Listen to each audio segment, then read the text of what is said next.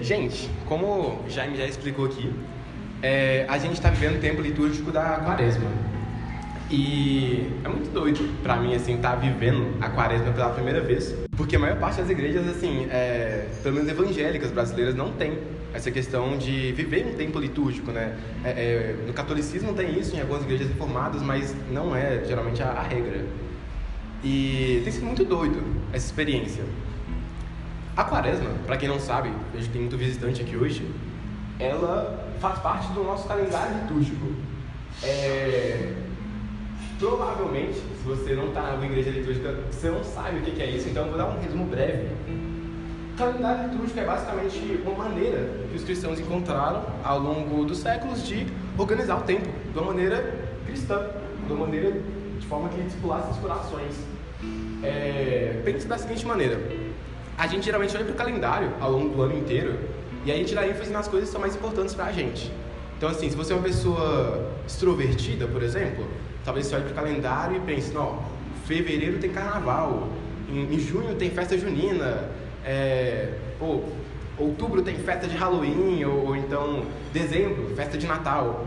Ou então você vai para o calendário e pensar quando seus amigos fazem aniversário. É muito comum isso.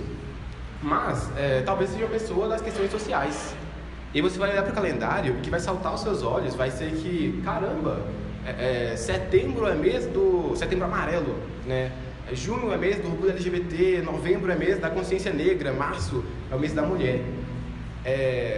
Por que a gente, como cristão, a gente não vive um ano em que a gente olha para o calendário e a gente salta aos nossos olhos essas questões, né?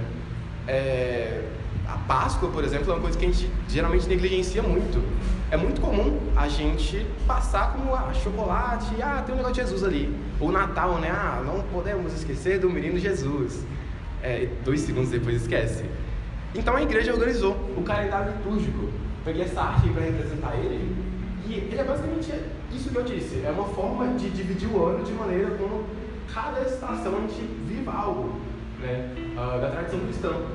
Então, você pode ver que mais ou menos ali, onde tem aquela estrela, finalzinho de dezembro, começo de janeiro, aí a gente vive a estação do Natal, depois a gente vive um tempo de Epifania, pós-Epifania, e agora em março, Quaresma. Daqui a pouco, daqui 2 semanas, já começa a Semana Santa, e aí vem a Páscoa, e essa parte grandona aqui embaixo é o que a gente chama de tempo comum. É o tempo onde a gente vive aquilo que foi ensinado. Enfim. Então, basicamente, a gente está vivendo esse calendário litúrgico, a gente está na época da Quaresma. E a gente começou isso há algumas semanas. A gente começou isso com o culto de cinzas, sobre quarta-feira de cinzas, que na verdade foi num domingo, né? Enfim. Em seguida, a gente começou essa série de 40 dias de crescimento. Então, a gente fez um culto sobre disciplina, crescendo em disciplina, outro culto sobre piedade, e hoje é sobre lamento. Como já disse, semana que vem vai ser sobre doação, sobre generosidade. Lamento é um tema que, como eles já disseram também, é muito pouco falado nas igrejas. A gente vive muito essa cultura de positividade, de estar o tempo todo feliz, o tempo todo.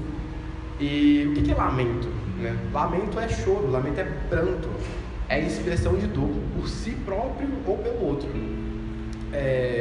A Bíblia, ela se dedica a falar do ser humano de uma maneira integral e de maneira plena. Então, assim, ela não vai falar do ser humano só quando ele está feliz e alegre, mas vai falar sobre a tristeza também, sobre a derrota, sobre o choro.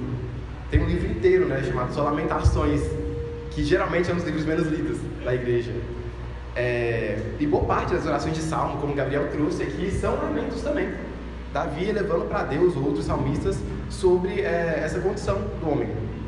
Então, assim, o lamento na espiritualidade cristã, ele tem 3 funções muito importantes. Primeiro, ele tem a função de nos ajudar a ter uma compreensão de mundo melhor, que não descarta as dores as quais a gente vive. Esse é o primeiro ponto.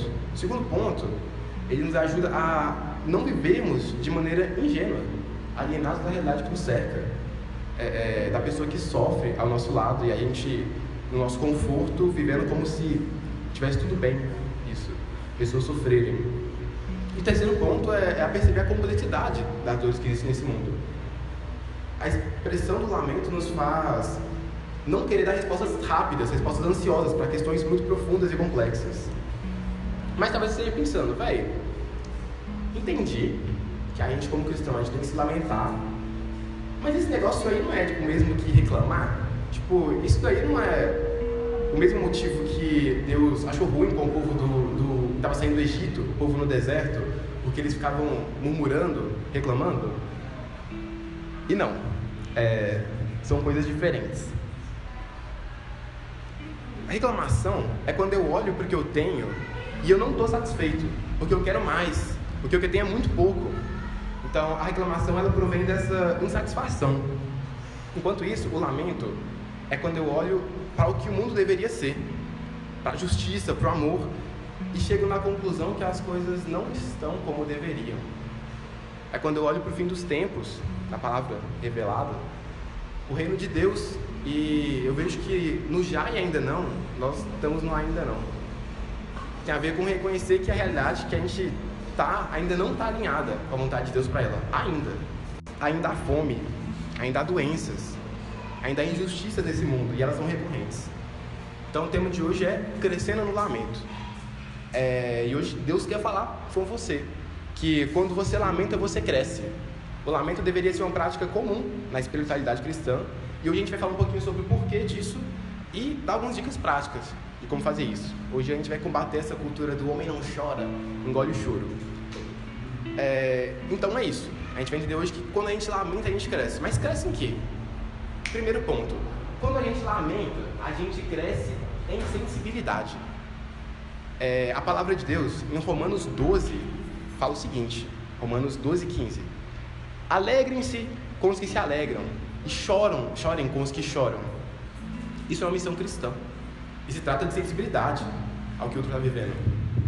Só quem de fato lamenta a dor do outro se torna sensível para entender essa dor e chorar com quem sofre. O cristão que não pratica isso está vivendo de certa maneira como um pagão, por mais boa que pareça a sua teologia. E vamos dar uma olhada no que a palavra de Deus fala sobre isso. Salmo 115, do verso 4 ao verso 8. A palavra de Deus fala assim: os ídolos deles, de prata e ouro, são feitos por mãos humanas. Tem boca, mas não fala. Tem olhos e não veem. Tem ouvidos e não ouvem. Tem nariz e não cheiram. Tem mãos e não apalpam. Tem pés e não andam. Som nenhum lhes sai da garganta. Tornam-se semelhantes a eles aquele que os fazem e todos aqueles que neles confiam. Essa é a palavra de Deus. Vamos secar um pouquinho esse salmo. Ele começa falando sobre esse povo ímpio, né? A gente viu semana passada sobre o que é piedade, e aqui ele está apontando para esse povo ímpio, que não possui piedade. Esse povo, ele possui essas pequenas estatuazinhas que representavam seus deuses no cantinho das suas casas, e eles os adoravam. Essas estátuas, elas têm olhos, mas elas não são capazes de contemplar a beleza do pôr do sol. Elas têm boca, mas não são capazes de saborear um bom café, um bom vinho. Elas têm ouvidos, mas não têm o prazer de escutar uma boa música. Nariz, mas não sentem o doce cheiro de canela. Elas têm mãos, mas não têm o prazer de acariciar um gatinho ou um doguinho quando eles encontram na rua. A palavra de Deus nos fala que aqueles que os fazem e aqueles que os adoram tornam-se semelhantes a essas pequenas estatuazinhas. São insensíveis. A palavra sensibilidade, né, ela tem a ver com isso, o significado dela. Sensibilidade é fazer uso dos seus sentidos, né, dos seus 5 sentidos. E aqueles que os adoram são semelhantes a eles, insensíveis. Eles têm ouvidos, mas não dão ouvido à palavra de Deus. Têm olhos, mas não usam para ler a sua vontade revelada. E por causa da sua sensibilidade, eles não têm o prazer de contemplar a realidade de maneira plena, como Deus fez para que eles contemplassem. Em uma cultura que fala que se você é sensível, você é menos homem, A palavra de Deus nos fala, se você é sensível, se você é menos sensível, você é menos humano, você é menos vivo. A devoção ao Deus verdadeiro nos conclama a ser sensíveis. O lamento nos conduz a isso. Quem não lamenta tende a normalizar a dor e cai no niilismo. Os cristãos têm olhos para ver, mas também para derramar lágrimas. Tem bocas para cantar, mas também para lamentar e chorar. Quem é verdadeiramente humano, quem é sensível, está sujeito a frustração se atingidos por problemas que não são seus. Chorar dores que não são originalmente suas. Quem é sensível está sujeito a ver situações na sua rotina como uns relatos de vida como de Carolina Maria de Jesus, uma mulher negra, brasileira, periférica, que viveu no século passado aqui no Brasil. Talvez você já tenha ouvido falar dela na sua escola, na sua faculdade, talvez não. Carolina, ela ficou muito famosa por causa do diário dela, né? Ela escreveu um diário e ela era catadora de lixo, mas solteira de 4 ou 5 filhos, se eu não me engano. E um dia um jornalista chegou na periferia ali que ela morava para fazer uma matéria e falaram, tipo, não sei, pergunta pra Carolina, ela escreve. E aí quando o jornalista chegou e viu aquele amontoado de cadernos, assim, com coisas escritas, ele começou a conversar com ela e ela foi falando que ela registrava a rotina dela. E eu vou ler um trecho agora, um pedaço do diário dela. Ela fala o seguinte: amanheceu chovendo. Tenho só 3 cruzeiros porque emprestei 5 para Leila e buscar a filha no hospital. Estou desorientada, sem saber o que iniciar. Estou com frio, não tenho sapato para calçar. Os sapatos dos meninos estão furados. Eu tenho só 3 cruzeiros e um pouco de comida que sobrou de ontem e uns ossos. Fui buscar água para pôr os ossos para ferver. Ainda tem um pouco de macarrão. Eu faço uma sopa para os meninos. Vi uma vizinha lavando feijão hoje e fiquei com inveja. Faz 2 semanas que eu não lavo nem roupa por não ter sabão. Imagine feijão. Percebi que no frigorífico eles jogam creolina, isso é, um desinfetante, no lixo. Os catadores de lixo não catarem a carne para comer. Eu não tomei café. E andando meio tonta. E a tontura da fome é pior do que a do álcool. A tontura do álcool nos impele de cantar, mas a da fome nos faz tremer. Percebi que é horrível ter só ar dentro do estômago. Comecei a sentir a boca amarga. Pensei, já não bastam as amarguras da vida. Parece que eu nasci... quando eu nasci, o destino me deixou marcado para passar fome. Eu então catei um saco de papel. Recebi 6 cruzeiros. Pensei em guardar o dinheiro para comprar feijão, mas vi que não podia. Meu estômago reclamava e já me torturava há muito tempo. Resolvi tomar uma média então e comprar um pão. Que efeito surpreendente faz a comida no nosso organismo. Eu, antes de comer, vi o céu, as árvores, as aves, tudo em amarelo. Depois que comi, tudo se normalizou em meus olhos. É um relato denso, é um relato pesado. E é um relato real, que tipo assim, rolou aqui no Brasil, do nosso lado, no século passado. Vamos pensar um pouquinho sobre isso.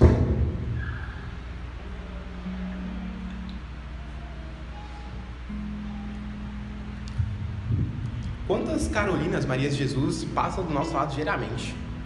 Quantas vezes nós simplesmente não paramos para escutar os relatos dessas Carolinas? Simplesmente escutar a sua dor e chorar junto com ela, realizar a prática cristã de chorar com os que choram. Existem pessoas que precisam de doação de roupa, de cesta básica, de moradia, pessoas aqui, nessa comunidade, nessa igreja. Mas, para além disso tudo, que precisam de ouvidos atentos, para que as suas dores sejam ouvidas. Talvez o problema da pessoa do seu lado não seja tão explícito quanto o da Carolina. Talvez o cachorro de estimação morreu. Talvez o problema dessa pessoa é relacionado às questões políticas e sociais que foram polarizadas nessas últimas eleições. Que a palavra de Deus nos fala não invalide a dor do outro. Por mais que você não compreenda o porquê de aquilo ser tão importante para aquela pessoa, por mais que você tenha as respostas na ponta da língua, para você estão resolvidas, prontas, chore com os que choram. A aplicação prática desse primeiro ponto, de crescer em sensibilidade, que eu dou é o seguinte: essa semana, procure escutar as dores desse mundo. Então, assim, um desafio prático. Tenta colocar na sua agenda, para você pegar um dia para ver um documentário real de alguma questão que fala sobre alguma dor desse mundo, mas principalmente de alguma dor que não te parece tão importante, de alguma dor que geralmente você não pensa tanto sobre. Talvez você pode pegar um documentário sobre o genocídio indígena, né? Uma parada um pouco distante da nossa cultura, mas que é muito real, é muito atual, sobre o genocídio Yanomami. Talvez você pode pegar sobre, sei lá, pessoas em situação de rua, talvez... Enfim, tem 1 trilhão de documentários. Só abrir a Netflix e rolar. Então o desafio prático dessa semana é isso. Procure um documentário real para assistir sobre alguma dor que não é tão próxima de você. Ou talvez você pode só conversar intencionalmente com alguém que você sabe que sofre alguma dor. Esse é o desafio prático, a aplicação prática do primeiro ponto. Vamos para o segundo ponto. Quando você lamenta, você cresce. A gente já viu que a gente cresce em sensibilidade. Agora o segundo ponto. Quando você lamenta, você cresce em misericórdia. A palavra misericórdia é uma dessas palavras legais, com uma etimologia bem interessante. Ela é a junção de 2 palavras em latim: miseratio e cordis. Miseratio, miséria, e cordis, coração. Assim você pode entender que misericórdia significa literalmente coração que se debruça sobre a miséria humana, ou coração compadecido. Olha que poético. Coração que se debruça sobre a miséria humana, ou coração compadecido. E compadecer também é uma dessas palavras bem interessantes, a junção de 2 palavras, né? Com e padecer, padecer com, sofrer com. É disso que a gente vai falar um pouquinho agora. No primeiro sermão da Quaresma, como eu mostrei para vocês, e o Jaime pregou, foi você que pregou, não foi? A gente viu que somos pó. Do pó viemos e para o pó voltaremos. Somos pó da terra. Porque somos pó, a gente passa por um problema típico de quem é pó. Pó sofre, pó é insuficiente. Porque somos pó, temos fome. Porque somos pó, passamos por um momento de luta e de luto, quando o fôlego de vida de quem a gente ama se esvai. A gente passa por misérias e desgraças, doenças e moléstias. Vamos pensar um pouco sobre isso, do ponto de vista teológico. O que Deus tem a ver com isso? Porque, por exemplo, a Trindade divina, transcendente, eterna, Pai, Filho e Espírito Santo, eles não passam por esses problemas, que são típicos de quem é pó, né? Eles não têm doenças. Deus, né, na sua transcendência, não adoece, não passa fome. Então eles não passam por problemas típicos de quem é pó, na verdade, é verdade. E exatamente por esse motivo, eles não sofrem, né? Eles não sofrem problemas de quem é pó. Errado. Eles sofrem. Deus se encarna e sofre. O Espírito Santo geme conosco, gemidos inexprimíveis. Isso é o que a palavra de Deus nos fala. 4 evangelhos e uma Bíblia inteira foi só sobre isso. Sobre como que a gente tem um Deus que se compadece da nossa miséria. É um Deus misericordioso. Um Deus que tem um coração que se debruça sobre a miséria humana. Um Deus que se importa. Vamos para a leitura de mais um texto. João 11, do verso 31 ao verso 37. A palavra de Deus, nesse momento de João, está falando sobre Lázaro, né? Acho que todo mundo aqui deve conhecer, já deve ouvido falar da história de Lázaro. Era um amigo de Jesus. Ele então morre em algum momento das narrativas dos evangelhos. E Jesus já começa a predizer que vai ressuscitar ele, mas está naquele momento totalmente denso e pesado, choro ao redor. E Jesus então chega à cidade. Quando as pessoas que estavam na casa viram Maria sair apressadamente, imaginaram que ela ia ao túmulo de Lázaro chorar e a seguiram.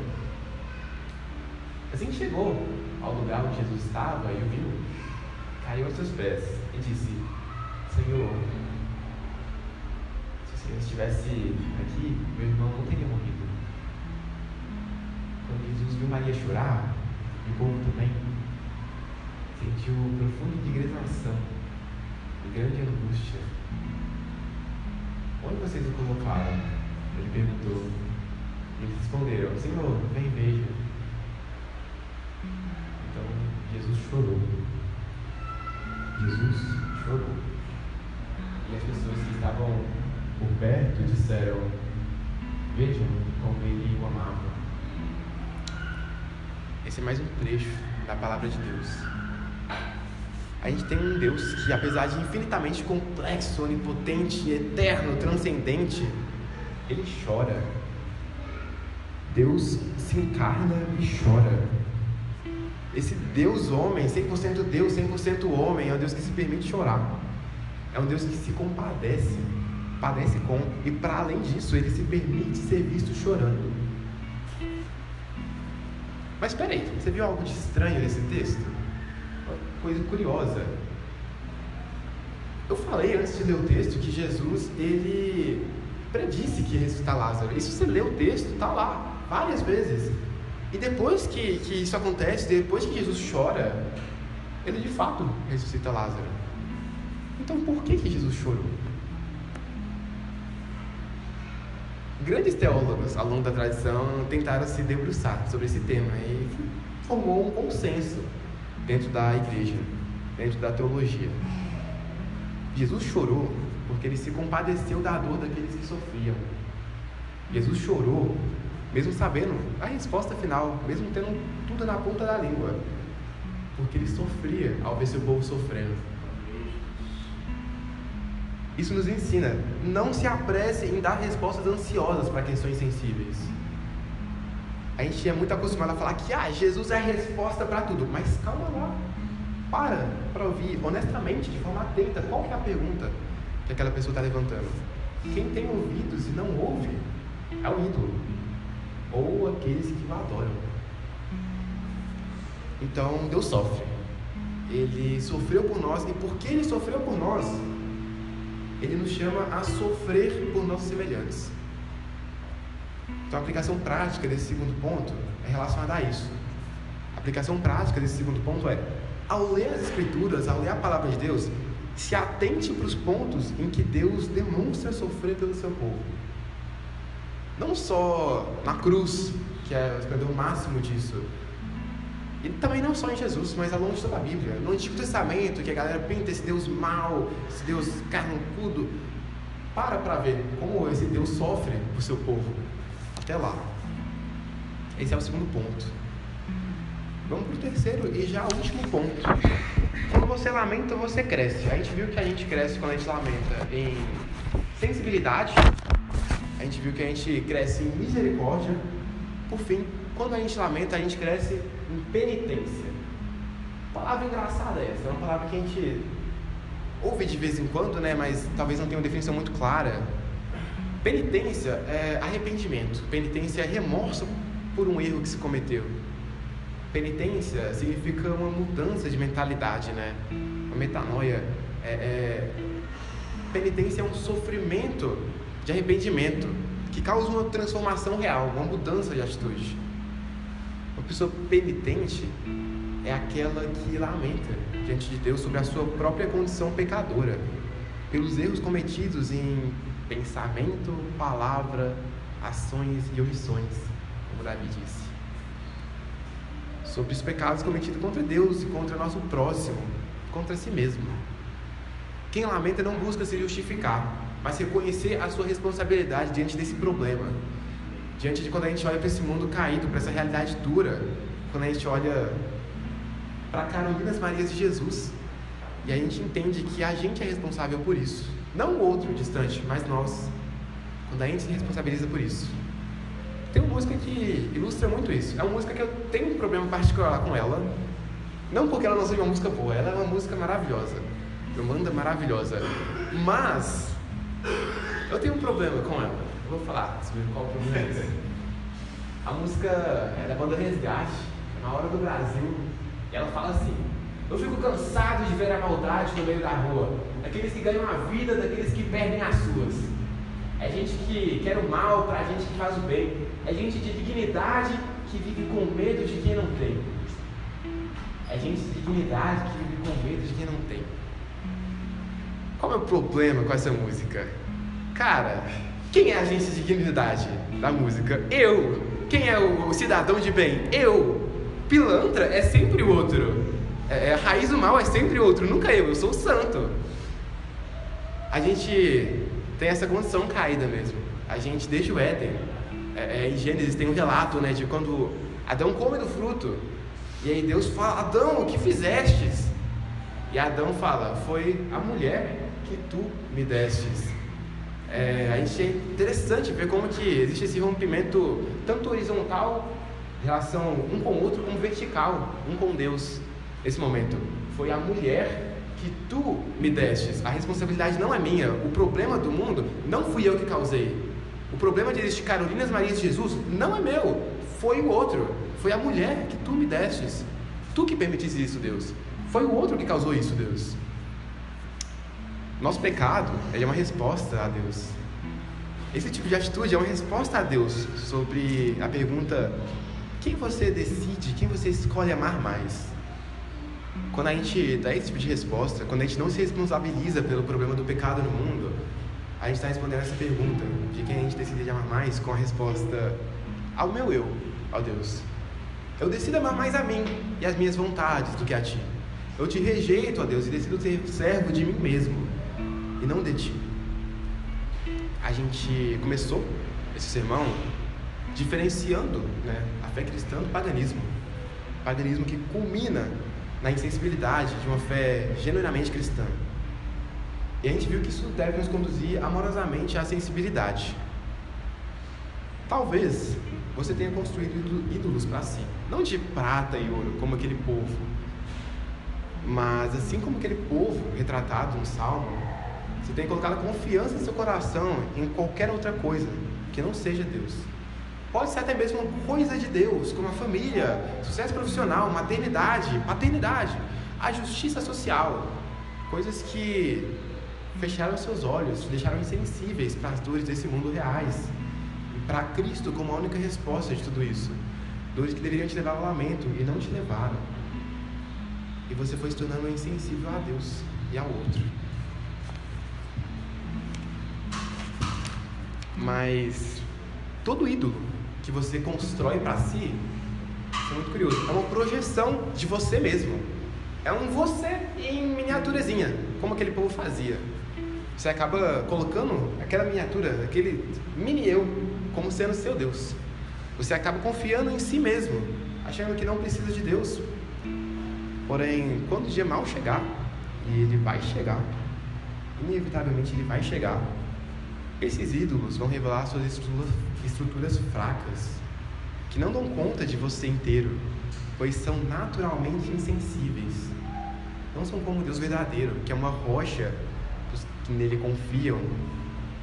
E tudo que vai te restar quando o dia mal chegar, e ele vai chegar, é aquilo que você plantou. Mas tem um caminho de volta. O caminho de volta precisa passar pelo lamento a respeito da sua própria condição. Esse deve ser um lamento anterior a todos os outros lamentos, e ele começa com a humilhação. A palavra de Deus nos fala: todo aquele que se humilhar será exaltado, e todo aquele que se exalta será humilhado. Se humilhar? Como assim? Vamos, pela última vez hoje, para o texto bíblico, texto de Oséias 14. A palavra de Deus fala assim: volte, ó Israel, para o Senhor, seu Deus, pois seus pecados causaram sua queda. Tragam suas confissões e voltem para o Senhor. Digam-lhe: perdoe os nossos pecados e recebe-nos com bondade, para que possamos oferecer-te os nossos louvores. Então eu vos curarei da sua infidelidade, os amarei com todo o meu ser, pois minha ira desaparecerá para sempre. Serei para Israel como um orvalho refrescante. Israel florescerá como lírio. Ó Israel, fique longe dos ídolos. Fique longe dos ídolos que você construiu para si mesmo. Fique longe da sua autoconfiança em si. Sou eu que respondo às suas orações. Sou eu que cuido de você. Sou como a árvore sempre verde, todos os seus frutos vêm de mim. Quem for sábio, entenda essas coisas. Quem tiver discernimento, ouça com atenção. Os caminhos do Senhor são retos e nele andam os justos, mas nesses mesmos caminhos os pecadores tropeçam e caem. Eu acho isso muito interessante na palavra de Deus. Ouça com atenção. A palavra de Deus sempre fala algo assim, né? Cristo fala, aqueles que têm ouvido para ouvir, ouça. Em Apocalipse vai ter, né? Ouça aquilo que o Espírito diz às igrejas. Não sejamos insensíveis, não sejamos como os ídolos. Tenhamos ouvidos e ouçamos, tenhamos olhos e vejamos o que o Espírito nos traz. A aplicação prática desse terceiro ponto é um exercício muito bom para despertar sensibilidade. A gente já falou dele aqui hoje, é o jejum.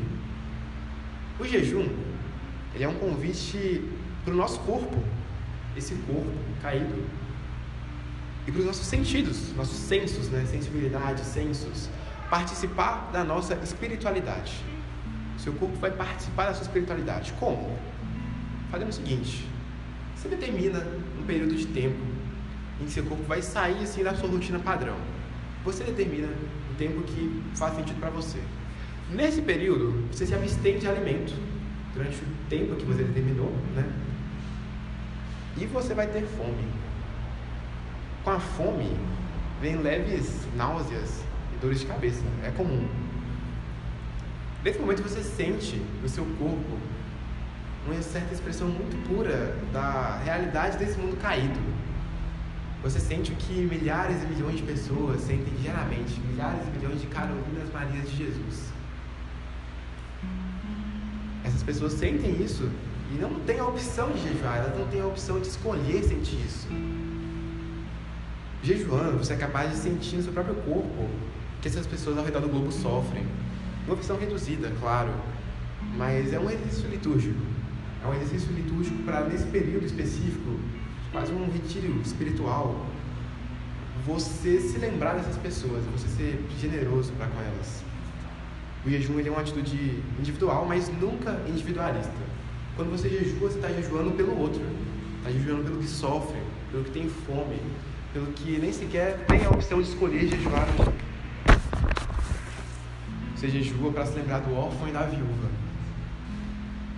O livro de Isaías, não sei se vocês já leram, mas ele é um texto que o tempo todo está recheado de um apontamento sobre isso. O livro de Isaías se passa num período que os judeus em Israel jejuavam muito, mas o jejum deles deixava Deus muito insatisfeito. Deus falava com eles: cara, por que vocês estão jejuando? Tipo assim, vocês estão jejuando ao mesmo tempo que vocês estão oprimindo pessoas, vocês estão jejuando ao mesmo tempo que vocês passam do lado do órfão e da viúva, que estão na miséria, e vocês viram a cara, evitam olhar para não ter que se comprometer com aquilo. Vocês são insensíveis, vocês não têm misericórdia, vocês não se responsabilizam pelas dores desse mundo. Então o jejum que vocês fazem não é agradável a mim. Para que vocês estão jejuando? Sabe, isso não me satisfaz. O que me satisfaz é um jejum que te conduz a olhar para o órfão e para a viúva, para aquele que sofre, e se compadecendo dele, você chora com os que choram, você lamenta com os que lamentam. E à medida do possível, por mais que você não consiga resolver todos os problemas do mundo, você faz o que está ao seu alcance. O jejum te convida a uma reeducação. É uma prática que te faz refletir e perceber o tamanho do problema que é não amarmos a Deus acima de tudo e não amarmos nosso próximo como nós mesmos. Essa é uma prática hebraica e que também deve ser uma prática cristã. Por isso Deus pedia para que o povo em arrependimento se voltasse para Ele em súplicas, lamentos e jejuns. Então assim, aproveite esse tempo de quaresma, o melhor momento do ano. É um momento que é dedicado no calendário litúrgico exatamente para isso, para a gente tirar esse momento mais introvertido para pensar sobre arrependimento, refletir sobre o tamanho do problema que é o nosso pecado no mundo, olharmos para o órfão e para a viúva e jejuarmos. É isso. Amém.